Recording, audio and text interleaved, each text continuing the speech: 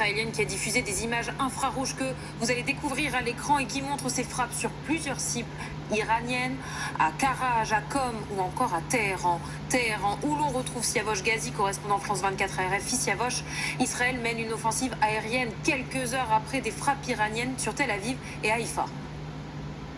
Absolument, je peux vous le confirmer. On entend, donc il y a 30 colonnes de fumée derrière moi, mais assez loin, à 40 km de là où je me trouve. Là, c'est le sud de Téhéran, la capitale iranienne est une très grande métropole, 45 km de large, 40 km de large et 45 km de long.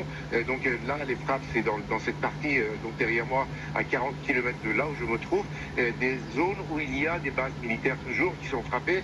Il y a eu également des frappes dans la partie occidentale de Téhéran, des frappes donc dans ces quartiers périphériques où il y a également des bases militaires qui semblent avoir été frappées. Et de même dans la ville de Karaj, il y a eu des bombardements, des attaques très importantes tout autour de la ville de Karaj qui se situe à 50 km à l'ouest de la capitale iranienne.